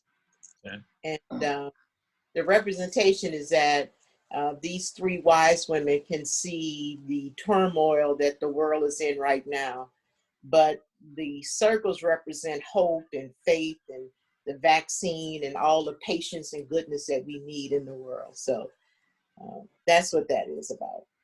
Okay. What is the mask itself, the black part? What? The mask is so funny. The masks are, I have 3 tea candle holders that are African masks. And so I took a picture of them and I made a copy and I cut the pictures out. Mhm. And so those are actually masks that I have sitting on a windowsill in my living room. Mhm. Okay. And that I, That's a good idea. Yeah. Well, in looking at it, you know, they almost look like they're three-dimensional because, you know, they're basically a photograph in the way they were lit. Right. So they don't look like they were flat and pasted down. They do Right. actually look like they've got some form to them. Yeah. Now, I have a question about, you said that this was gold. Are you talking about something that's metallic? But yeah, it's a piece of metallic gold wallpaper. Okay. Again, you know, I have volumes and volumes of the wallpaper books. And so I just took a piece of, I took it and traced from another piece of wallpaper that was real detailed. And so I just cut it out with a knife, with an X-Acto knife and scissors. Okay. Yeah. So you got that kind of feathery effect to it. Yes. So now, lady, this is something that just came out of your imagination and out of your head that to create this?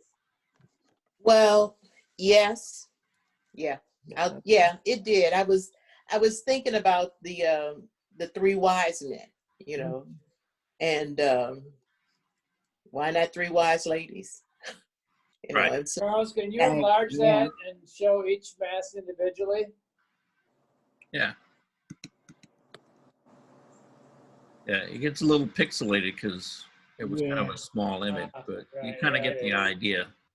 Mm-hmm. But yeah, they're all based off of, you know, an African style, you know, mask. So, and like I said, those are candle holders, and the tallest one is 15 inches tall, and that's the tallest one there. It's 15 inches tall and 5 inches wide. And so when I made a copy, I was able to blow the head up, the Mhm. heads up larger, right. and so and was able to cut them out. And this one, I actually, it has all those openings. I put a piece of gold wallpaper behind it, so the eyes and the openings have that gold wallpaper behind it. It looked like it's lit from behind. Yeah, that's what I was trying to go for. So, and the part in the top of the head is the candle holder? No, the actual candle holder is behind it. A little tea candle sits behind each mask. So Okay. when you light it, the eyes and the openings are illuminated. So the masks are raised then? They are Yes. spaced between them? Okay. And they sit up. Yeah. Setups. Okay. What do the gold and reddish gold circles indicate? What's the message there? You know, all of them there either represent, you know, the pandemic, the hope, the vaccine, patience, you know, good things are coming, because actually behind the center one, you can't see it, but there's a picture on the newspaper of two men in their masks. And it's just the local newspaper talking about what was going on right now. Oh. Yeah. Okay. So now how tall is the piece itself? It's the length of that fabric bolt, and it's about 33.5 inches tall, That's quite long. Mhm. And I actually have it hanging up. Of all the stuff that I've done in this class, this by far is my favorite, because it's so dimensional, and it's so, you know, it when you see it, it pops out, and it's just like, wow, it grabs your attention. Yeah, it seems like those masks are just kind of like coming at you. Yes. So it looked like it would have been some paper mache or something, that the mask would have been over paper mache, but it's not. Just regular old copy paper. Yeah. I never would have guessed that they were one-dimensional. They look so three-dimensional. Yeah. Uh-huh. Yeah. Yeah, they do quite a bit. You do such unique work. You could open a gallery and have a one woman display. Oh, you are Yeah, so she's good. Yeah. Right. So such a variety. Yeah. Well, we got more to cover of her. So here, we're going to look at some of her three-dimensional pieces. So these are, I guess, you know, you had a tube or something. Now, these are kind of similar to that they sit on stands, but can you tell us a little more about these? What this was, this actually, the artist that I sent in, the Madden, her work, I was trying to emulate her work. And what it was, this actually was a dress that I made for a piece that I was trying to do with a silhouette. And that was going to be the dress part of it, but it just didn't work. And so this was all one big piece, and it didn't work at all. And I just put it to the side. I knew I could come back to it at some point. And I kept trying to make it work in other places, but it just didn't. And then all of a sudden it just hit me to make it a abstract collage sculpture. And so what it is the piece, I cut those pieces up into 3 pieces. And those are all pieces of wallpaper that I sat and put together to make that collage. And then I spray painted a whole bunch of barbecue skewers, the wooden skewers. Yeah. So I spray painted them gold. And I'm going to use them in several other art pieces. But for this, I just, and it's just in the early stages, they're just taped on, the pieces of collage is taped on the skewers, and I have it mounted on my incense box. I love to burn incense. And so what I'm going to do is I still have a lot of incense in that box. Once I finish that box, I'm going to cover the box, and I'm not sure in which color. And I'm going to put my incense burner on top of it. So that's where I'm going to start burning my incenses. And I have a little floating shelf in my living room, and that's where I put a lot of displays. So that's where that's going to go. Mm-hmm. So my question is, Yes. the collage pieces, these are all flat, right? Yes, they are flat, but they're actually, because of the weight of the paper, they have a little bit more a shape to them. They're a little bit rounded in some spots, so they're not flat. There's a little curvage to them. Yeah. So they don't have like a backside, or The backside is just white. It's just a Okay. yeah. What you could do when you do things like that is, before you cut out your shapes, if like along this edge or along this long edge right here, if you'll just take your paper and you'll fold it, right, and then cut out the shape so it's got a front and a back, and then your support right here can go up the middle of it, and you can tape it on one side, and that way it kind of works three-dimensionally. Well, you don't see that white piece you just pointed at. That's an actual piece of paper, a piece Right. of. So you don't see the stick, because the stick is taped to the back. And I Right. know exactly what you're saying, how it could have been folded, but originally this was supposed to be flat on something. This was a dress, Yeah. and so I repurposed it to do something else with it. Okay. Yeah. Yeah. But yeah. If I'm just kind of suggesting, if you're going to treat them like a sculpture. The thing that's really interesting about sculpture is that it works kind of 360 degrees around. Yes. See, and so if you did a front side, back side to it, right, then you could actually like set it on a coffee table, whatever, and it works from different angles. Yes. Because it looks sculptural, so you could really have a lot of fun with it. Yeah. In that regard. So these are like the individual shots. Closer picture of it. Yeah. Yeah. That's So a pretty you wallpaper though. Yeah. Like those different colors. Yeah. There's a nice harmony to the colors, and the difference in pattern and texture is really interesting. One plays against the other quite nicely. Yes.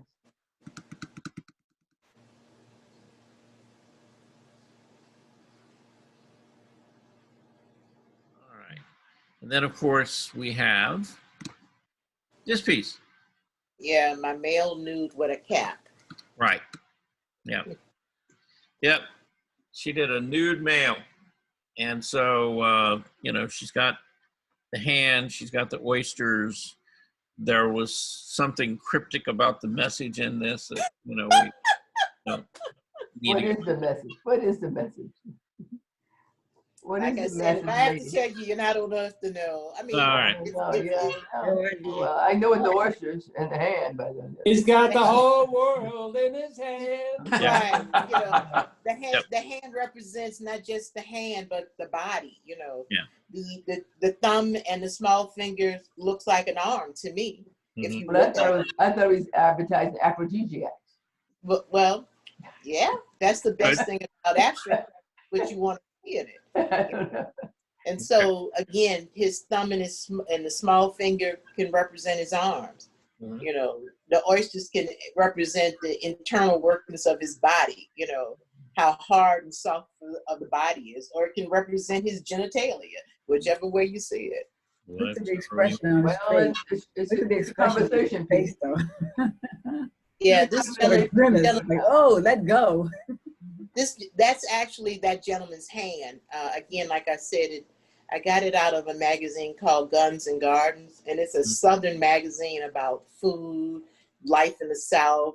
You know, it's really a beautiful magazine. If you ever see it in the grocery store, you know, pick them up. I mean, it's just a beautiful magazine. They talk a lot about food, and I'm really into food. And this gentleman he and his family run a, what do you call, fishery company here in Georgia. And they collect oysters and fish and things like that. So it was a beautiful story about his family. Now, that's the guy whose hand that is? That's actually, him? yeah. Okay, all right. Yep. Without the body, okay. Yeah, it's all about him. Okay. Yep.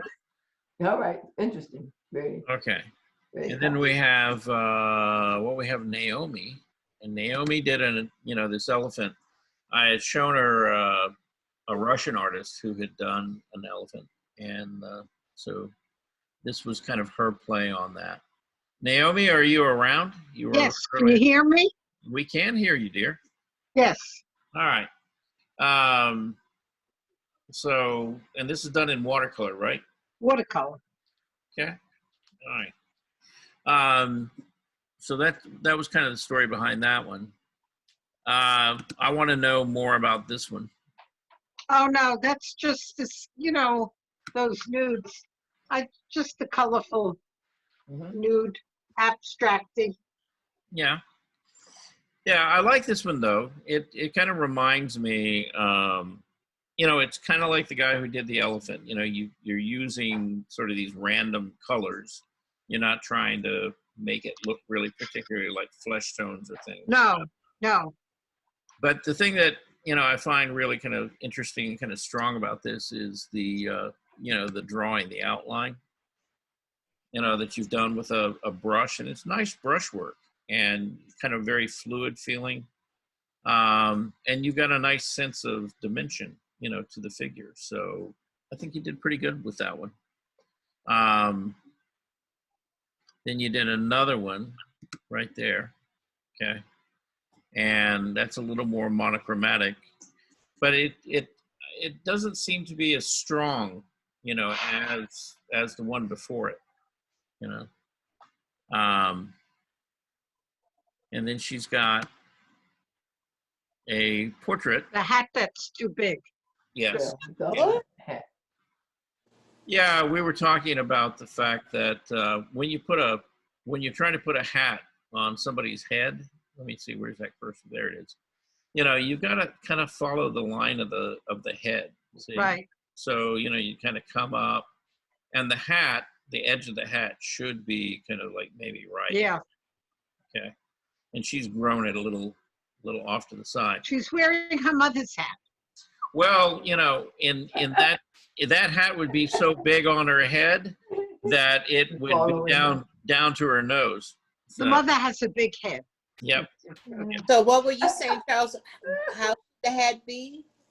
Well, the where the hat has to sit, it has to sit along the line, of the head or the face. See, it's got to connect up as a shape. You can't have the hat way out here and then the edge of the head over here. Okay. Now, I know she's got hair, but yeah, it really, the hat sits on the skull. I guess I'm not understanding. The hat can't be higher than the head? No, it's too big. Not. It's not in proportion. It's not in proportion to the person's head. Hang on one See? second. That's what it is. All right. My head right. All I right. don't know. It looks like a church lady hat to me. No, if you look at the top of the hat, it's a little too big. That's what Yeah, it is. just a little. Yeah, not. Yeah. Okay, so can everybody see me? Yes. Can you see this pad of paper? Yes. Yeah. All right, so I'm gonna make some marks on this. Let's see if this pen writes. It does. Okay, good. So you got the shape of the head, right? Hold it up some. Well, I will.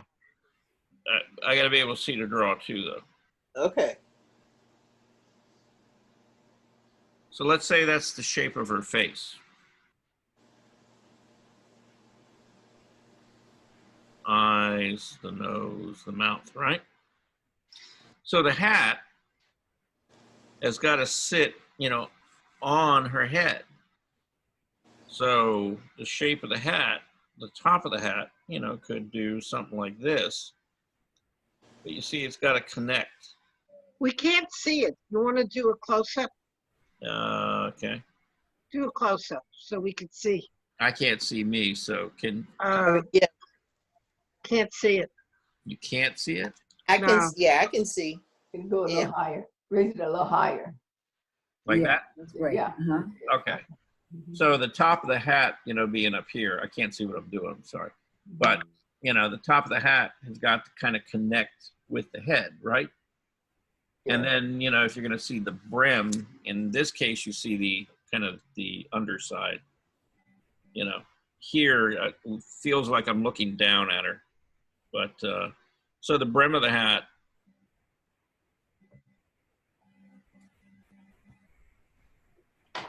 let's see, could do something like that. Right. But the top, see, the head's got to fit into the top of the hat. Yeah. You can't have it way out here, out to the left or out to the right. It's got to feel like it actually, sits on the head. Naomi, did it run off of the canvas? Yep. I like to go off the canvas. I find it interesting. Yeah. Okay, but that was okay. I mean, that's Yeah, great. I like it. Uh-huh. Let me see if I can, So either her head should be bigger or the hat should be smaller. No, I think the Right. easier way is to make the hat smaller. Yeah. It's watercolor. The top of the hat has to be smaller.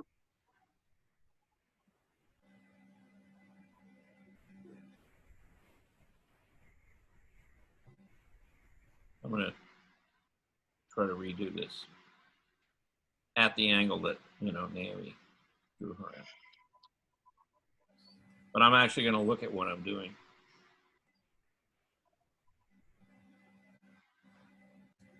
Well, the British are real big on hats. I'm kind of like that. Yeah. So you see how it kind of fits on the head? Yeah. She could have made the brim wider, but the top of the hat would have. Oh, I think I made the Yeah. brim very wide. Yeah, you well, could've- it's okay about the brim. It's just Right. Yeah, it's the top part of the hat The that's top.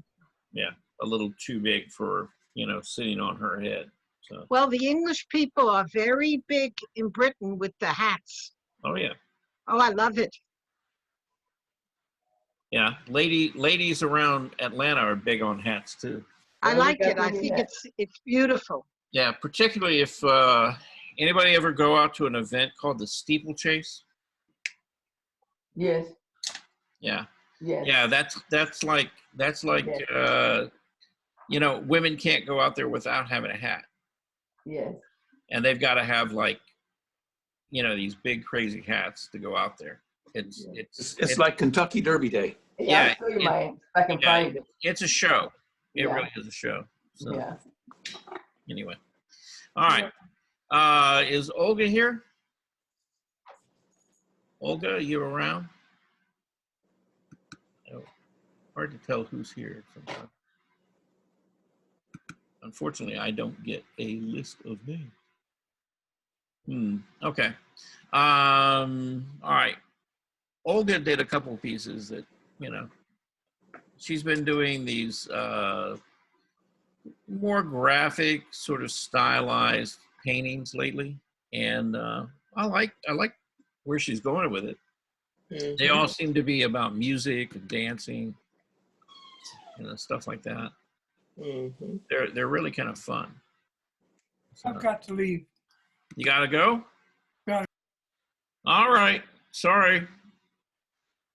We'll see you on Friday, maybe. Yeah, I have to go too. I have another class. Oh, okay. All right. Yeah, we are running a little bit long here, but is that Wanda? Yeah, it's me. Oh, and we're going to talk about your pieces, next actually. Yeah, and Richard, we were going to talk about briefly. But okay, I'll tell you what. Maybe we can talk about the rest of this on Friday then. Okay. When you Okay, guys- that'll be great. Thanks. Okay. Okay, bye, All right. everybody. See y'all Friday. Okay. So why don't we cut it off there, and we'll talk about Richard and Wanda and Rebecca on Friday then. Okay. Because it's almost 4 o'clock. So yeah, Yes, it is. we kind of gone a long time here. All right. Anyway, anybody got anything I know what I need to mention to you. Okay. Anita Stewart.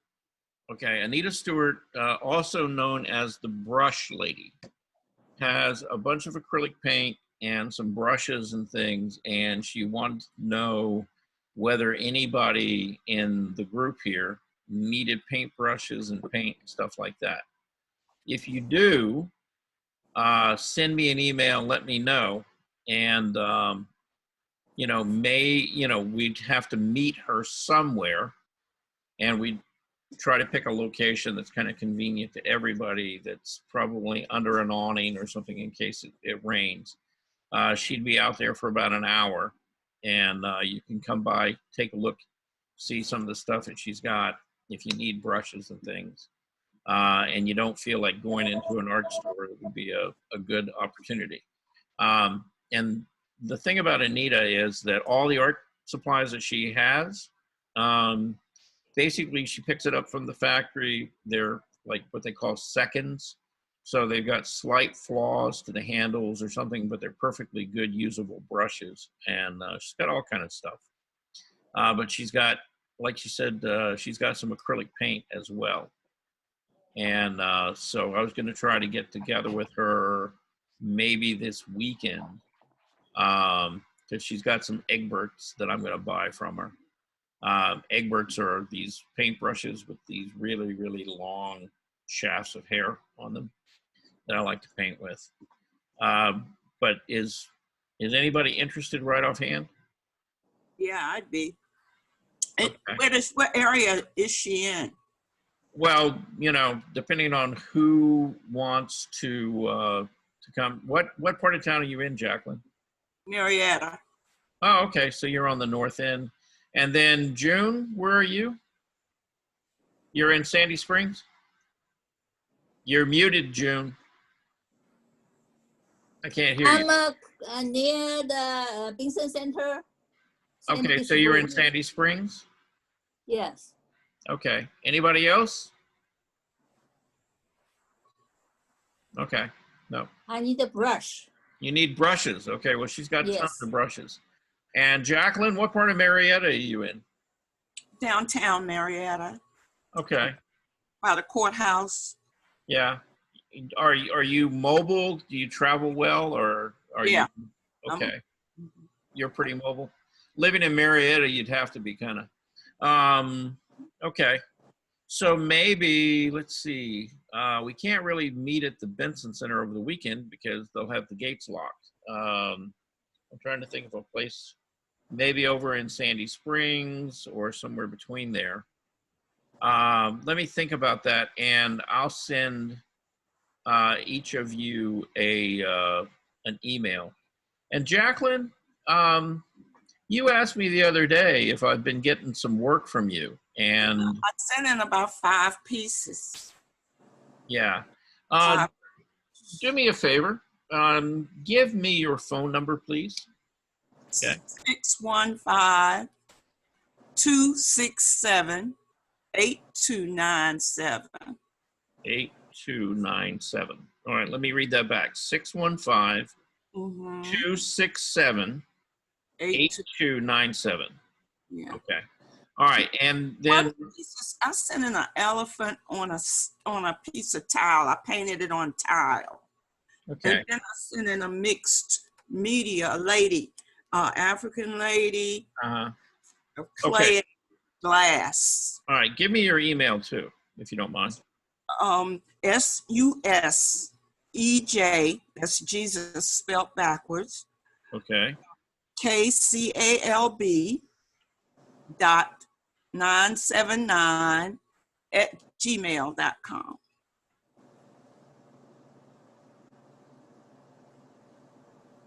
Okay, when we get offline, I'm going to try to send you an email. And then can you tell me what email you have for me? Yeah, I remember it. It's Charles, how you pronounce it? Scoggins? Scoggins, S-C-O-G-G-I-N-S, Um, at Fulton County, Fulton, oh, maybe I didn't put the, yeah, at Fulton County. GA, GA.gov. yeah, GA.gov. Okay, good. Yeah, and it's Charles, and then it's dot Scoggins. Okay. 2 dots in there, yeah. Yeah, it's Charles dot Scoggin at Fulton County Dot. Well, no, Right. Fulton County GA.gov. Okay. Yeah. All right, so I'll try to send you an email, and if not, then I'll send you. Do you do text on this phone? Yes. Okay. All right. So probably what I'll do is I'll send you if I have problems or if I don't get a response from you, then I'll send you a text. Okay. Okay. But yeah, I need to connect with you email wise and make sure that we have each other's correct email, because I haven't been getting anything from you that I've been recognizing. So, you know, that's kind of a problem, you know, when you're I sent in my abstract also. okay. Yeah. And I haven't been able to, not that I knew of, have I been seeing any of that. And so I'm guessing that there's something wrong in the email. Okay. And we need to straighten that out, but we'll do that between you and I. But June and Jackie, I'm going to talk to Anita after the class, and then I'll be in touch with the two of you via email. Okay. And we'll try to set up a time and a place. Okay. Okay. All right. Okay, and Charles, give me a call sometime this weekend. Okay. Yeah. Thank you. Okay. We can do that. Thank you. All right. Charles, Yes. what kind of payment she accept? She'll do a debit card, cash, you know. Don't bring your pets and don't bring your firstborn children. I don't think she wants either of those. Okay. Okay. Yeah, but money is good. You know, I mean, she'll do Okay. any kind of money. Okay. Okay. All right. So, if nothing else, we'll talk on Friday. Okay. Okay. Okay. Bye. All right, guys. Bye. Let's see. Thank I got to stop the share here. There we go. Okay. All righty. Have a good Thursday. All right. Bye-bye. Thank you. Bye-bye.